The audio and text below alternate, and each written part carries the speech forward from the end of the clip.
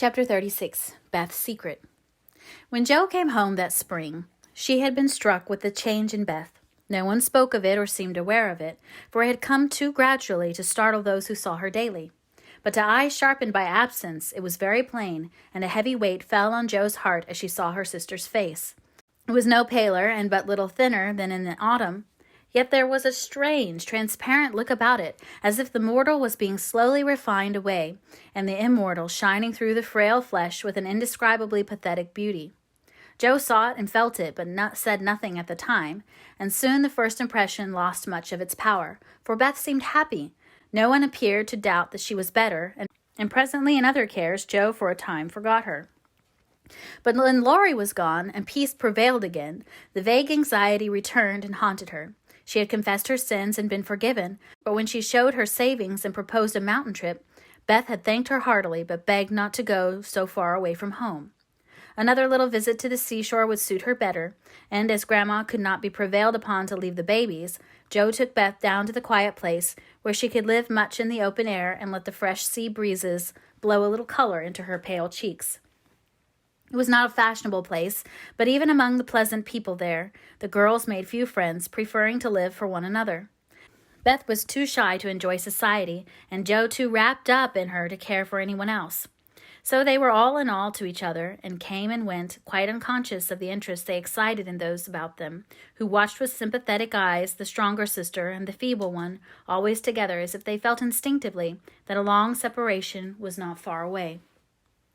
They did feel it, yet neither spoke of it, for often between ourselves and those nearest and dearest to us there exists a reserve which it is very hard to overcome.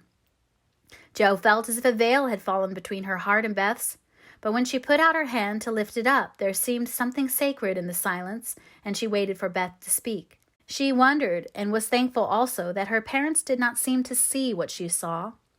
And during the quiet weeks when the shadows grew so plain to her, she said nothing of it to those at home, believing that it would tell itself when Beth came back no better. She wondered still more if her sister really guessed the hard truth, and what thoughts were passing through her mind during the long hours when she lay on the warm rocks with her head in Jo's lap, while the winds blew healthfully over her and the sea made music at her feet. One day Beth told her. Jo thought she was asleep. She lay so still, and putting down her book, sat looking at her with wistful eyes, trying to see signs of hope in the faint color on Beth's cheeks.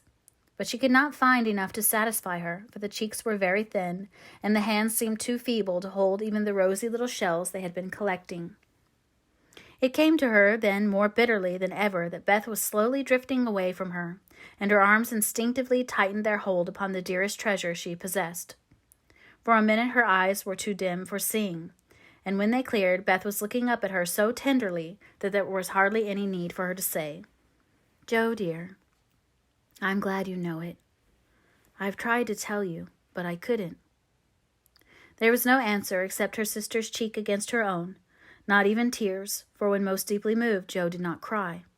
She was the weaker then, and Beth tried to comfort and sustain her, with her arms about her, and the soothing words she whispered in her ear.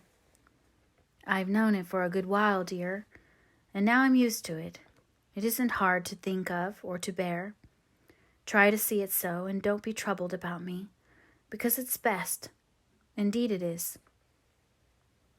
"Is this what made you unhappy in the autumn, Beth? You did not feel it then, and keep it to yourself so long, did you?" asked Jo, refusing to see or say that it was best, but glad to know that Laurie had no part in Beth's trouble. "Yes, I gave up hoping then, but I didn't like to own it. I tried to think it was a sick fancy, and would not let it trouble anyone. But when I saw you all so well and strong and full of happy plans, it was hard to feel that I could never be like you. And then I was miserable, Jo." "Oh, Beth, and you didn't tell me, didn't let me comfort and help you? How could you shut me out, bear it all alone?" Jo's voice was full of tender reproach, and her heart ached to think of the solitary struggle that must have gone on while Beth learned to say goodbye to health, love, and life, and take up her cross so cheerfully. "Perhaps it was wrong, but I tried to do right. I wasn't sure. No one said anything, and I hoped I was mistaken. It would have been selfish to frighten you all when Marmee was so anxious about Meg and Amy away, and you so happy with Laurie. Or at least I thought so then. And I thought you loved him, Beth, and I went away because I couldn't, cried Joe, glad to say all the truth. Beth looked so amazed at the idea that Joe smiled in spite of her pain, and added softly, Then you didn't, dearie? I was afraid it was so, and imagined your poor little heart full of lovelornity all that while.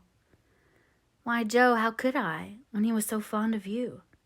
Asked Beth as innocently as a child. I do love him dearly. He is so good to me. How can I help it? But he can never be anything to me but my brother. I hope he truly will be sometime. Not through me, said Joe decidedly.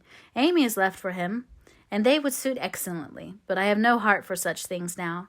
I don't care what becomes of anybody but you, Beth. You must get well.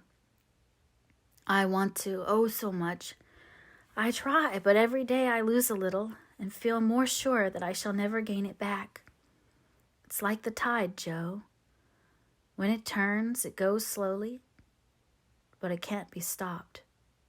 It shall be stopped. Your tide must not turn so soon. 19 is too young, Beth. I can't let you go. I'll work and pray and fight against it. I'll keep you in spite of everything. There must be ways. It can't be too late. God won't be so cruel as to take you from me, cried poor Joe rebelliously, for her spirit was far less piously submissive than Beth's. Simple, sincere people seldom speak much of their piety. It shows itself in acts rather than in words, and has more influence than homilies or protestations. Beth could not reason upon or explain the faith that gave her courage and patience to give up life and cheerfully wait for death. Like a confiding child, she asked no questions, but left everything to God and nature.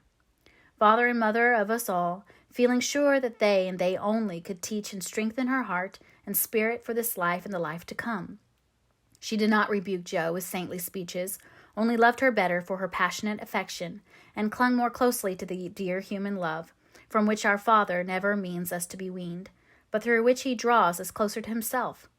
She could not say, I'm glad to go, for life was very sweet to her.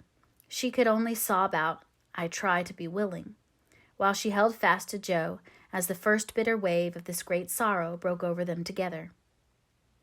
By and by, Beth said, with recovered serenity, You'll tell them this when we go home? I think they will see it without words, sighed Joe, for it seemed to her that Beth changed every day. Perhaps not. I've heard that the people who love best are often blindest to such things. If they don't see it, you will tell them for me? I don't want any secrets, and it's kinder to prepare them. Meg has John and the babies to comfort her. But you must stand by Father and Mother, won't you, Joe? If I can. But Beth, I don't give up yet. I'm going to believe that it is a sick fancy and not let you think it's true, said Joe, trying to speak cheerfully. Beth lay a minute thinking and then said in her quiet way, I don't know how to express myself, and shouldn't try to anyone but you, because I can't speak out except to my Joe. I only mean to say that I have a feeling that it never was intended I should live long. I'm not like the rest of you. I never made any plans about what I'd do when I grew up. I never thought of being married as you all did. I couldn't seem to imagine myself anything but stupid little Beth trotting about at home, of no use anywhere but there. I never wanted to go away. And the hardest part now is the leaving you all. I'm not afraid, but it seems as if I should be homesick for you, even in heaven.